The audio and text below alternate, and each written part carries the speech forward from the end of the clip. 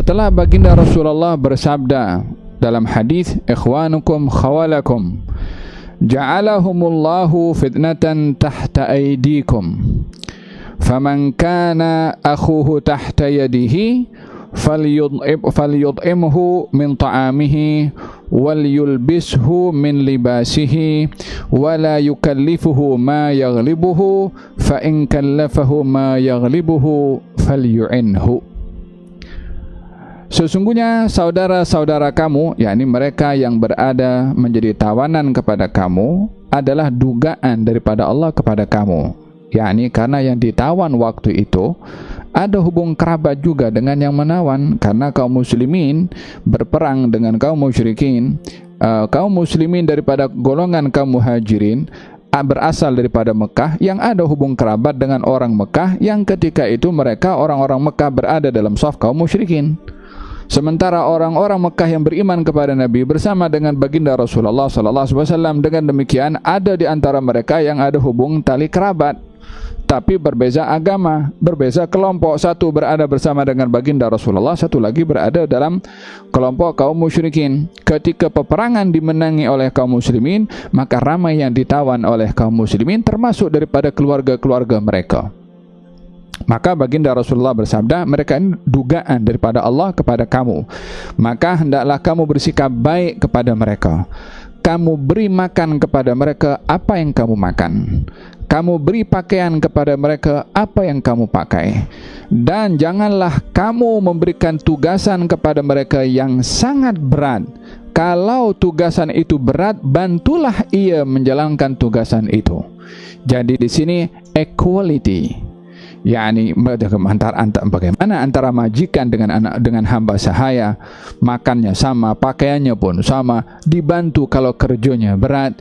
Ini adalah nilai insaniyah, humanity, yang diajar oleh Nabi Muhammad SAW. Mana ada ajaran yang dibawa, yang disebarkan kepada golongan atau kelompok atau negara atau NGO yang kononnya memperjuangkan tentang nilai humanity, yang menyamakan antara kedudukan majikan dengan bawahan. Kalau bukan ajaran yang diajar oleh Nabi Muhammad SAW dalam nilai kemanusiaannya itu sendiri. Baru-baru ini kita dikecohkan dengan perbezaan kulit antara kulit hitam dengan kulit putih, sehingga kecoh satu dunia dan unjuk perasaan berhari-hari tidak henti.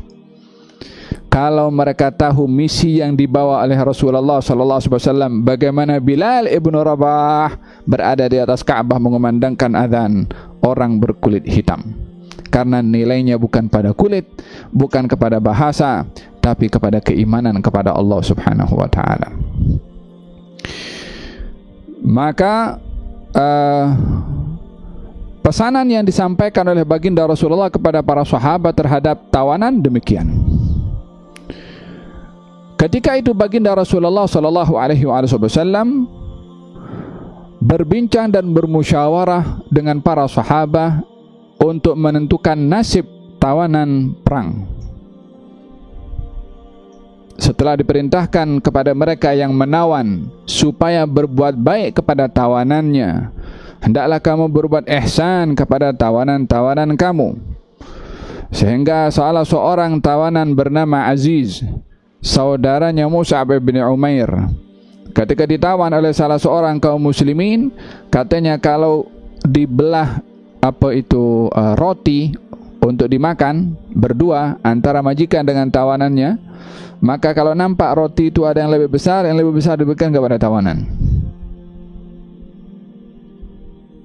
Yani orang dalam keadaan menjadi tawanan perang, yang dia risau akan nasibnya, muamalah yang ditunjukkan adalah ihsan. Sehingga tawanan itu malu karena dilayan begitu sopan oleh kaum muslimin. Wahakadha sikap yang ditunjukkan oleh para sahabat kepada tawanan, hatta kepada mereka yang mati dalam peperangan pun juga tidak diabaikan nilai kemanusiaan terhadap mereka yang mati dalam peperangan daripada kalangan kaum musyrikin, termasuk jasanya Abu Jahal. termasuk jasadnya Umayyah bin Khalaf, termasuk jasadnya Uqbah bin Abi Mu'aid, pembesar-pembesar Quraisy yang memusuhi kepada baginda Rasulullah. Kata baginda Rasulullah, angkatlah mayat ini letakkan dalam perigi Badar supaya tidak dimakan oleh binatang buas atau binatang pemakan bangkai. Yakni dikuburkan, diletakkan di tempat yang tidak menjadi makanan kepada binatang pemakan bangkai. Nilai kemanusiaan hatta kepada yang memerangi. Zaman sekarang tidak, belum perang lagi sudah dihentam dulu. Belum diketahui sejauh mana bahaya negara atau pemimpin dan negara tersebut, belum diketahui sejauh mana kejelasannya, dihentam dulu dan satu negara jadi kocar-kacir. Nilai humanity apa yang diperjuangkan? Human right apa yang menjadi slogan kepada mereka? Human right-nya hawa nafsu. Human right yang tidak berasas dengan naluri dan fitrah, sehingga tak ada nilai kepada manusiaan bagi orang yang memperjuangkan kemanusiaan. Tapi tidak demikian kepada sabda atau kepada syariat Nabi Muhammad sallallahu alaihi wa ala alihi wasallam. Jangankan manusia, binatang pun juga dipelihara haknya. Ada hak, right kepada binatang pun juga. Gal satu hari baginda Rasulullah sedang bersama dengan kaum muslimin dalam perjalanan perang. Kemudian nampak anjing yang baru melahirkan anak-anaknya masih kecil. Baginda Rasulullah nampak anjing itu risau akan anak-anaknya kecil dengan tentera yang akan lalu. Nabi perintahkan beberapa orang sahabat untuk berdiri mengelilingi anjing itu dan anak-anaknya. Supaya apa? Supaya tentera kaum muslimin tidak lalu di area yang di situ anjing sedang menjaga anak-anaknya. Sehingga jaish itu tentera terbelah macam dua macam ni untuk untuk mengelak daripada mengganggu anjing dan juga anak-anaknya. Jangan bicara tentang human right. Binatang pun dipelihara haknya oleh Al-Islam, syariat yang membawa kebahagiaan di dunia dan juga di akhirat. Syariat Nabi Muhammad SAW. Andailah mereka mengkaji mendalami tentang Islam dengan sebenar-benarnya. Wah, baginda akhirnya bermusyawarah macam mana nak menentukan nasib mereka para tawanan. Maka masing-masing memberikan pandangan. Sayyidina Abu Bakar memberikan pandangan, Sayyidina Umar memberikan pandangan, Abdullah bin Rawaha memberikan pandangan. Yang akhirnya baginda Rasulullah SAW cenderung kepada pandangan Sayyidina Abu Bakar Siddiq, yaitu untuk melepaskan tawanan dengan tebusan. Sayyidina Umar berpandangan yang mereka yang pembesar-pembesar yang yang permusuhannya diketahui pasti dan bahayanya, maka Sayyidina Umar memberikan pandangan untuk mereka ini dibunuh karena bahaya mereka. Maka baginda Rasulullah sallallahu alaihi wasallam cenderung waktu itu kepada pandangan Sayyidina Abu Bakar Siddiq. Dan tentunya waktu itu belum ada hukum yang ditentukan oleh Allah tentang nasib tawanan itu apa. Kalau hukum sudah ada, tak perlu Nabi untuk bermusyawarah. Tapi karena hukum belum dijelaskan, makanya bermusyawarah macam mana nak tentukan nasib tawanan ini. Maka ketika Nabi memilih pandangan Sayyidina Abu Bakar Siddiq agar supaya tawanan ditebus, turun firman Allah Subhanahu wa taala yang menguatkan pandangan Sayyidina Umar bin Khattab radhiyallahu anhu wa ardhah, yaitu yang mereka yang kepala-kepala pembesar-pembesar Quraisy yang menjadi ancaman kepada kaum muslimin dan permusuhan yang luar biasa, maka mereka hendaklah dibunuh. Sebahagian daripada kaum muslimin waktu itu menginginkan agar supaya tawanan ini ditebus. Tujuannya untuk mendapatkan keduniaan.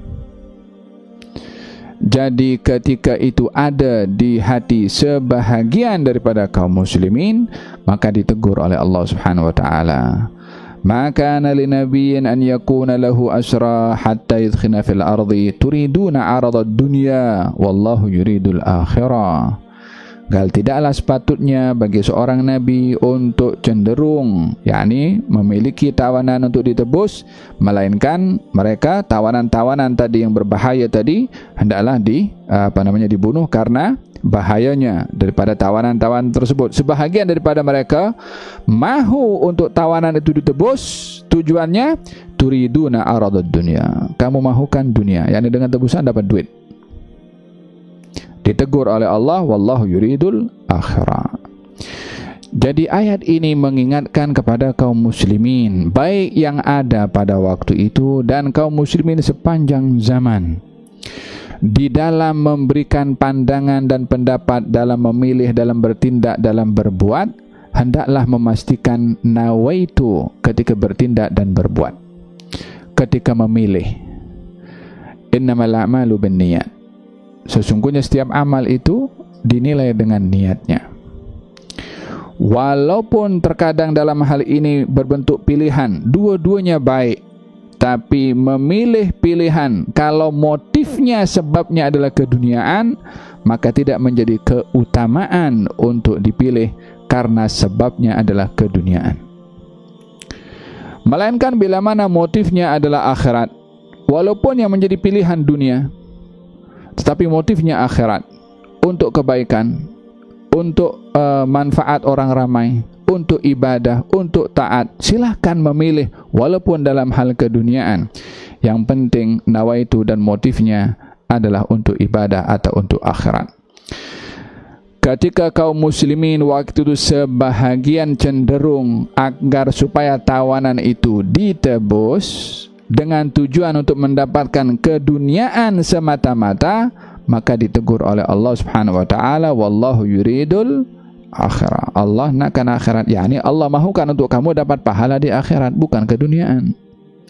Janganlah kamu mendahulukan keduniaan yang melepaskan pahala di akhirat. Dahulukanlah pahala di akhirat yang kamu dapat, walaupun yang kamu korbankan adalah hal keduniaan. Wallahu azizun hakim. Allah adalah maha bijaksana, Allah maha kuasa dan maha bijaksana. Naam. Laula kitabun minallahi sabaqa lamassakum fima akhadtum adzabun azim. Kalau bukan oleh kerana Allah Subhanahu wa taala sudah mendahulukan kitabnya, yakni kalau bukan oleh kerana adanya hukum hakam yang sudah didahulukan lalu dilanggar, maka akan menimpa kepada kamu adab. Tetapi bila mana hukum hakam belum dikeluarkan, maka pelanggaran yang berlaku tidak dikira sebagai satu pelanggaran. Jadi ketika baginda Rasulullah memilih untuk agar supaya tebusan, agar tawanan itu ditebus, walaupun hukum yang sebenarnya itu adalah mereka para tawanan dibunuh, namun pilihan Nabi ini sebelum adanya hukum. Kalau sudah ada hukum, maka tak akan lagi ada pilihan lain. Oleh kerana pilihan Nabi itu sebelum ada hukum, maka tidak dikira sebagai satu kesalahan. Berbeza kalau pelanggaran itu atau kesilapan dan kesalahan setelah adanya hukum, maka pelanggaran dan silap itu satu dosa, karena hukumnya sudah ada. Berbeza dengan pelanggaran sebelum hukum.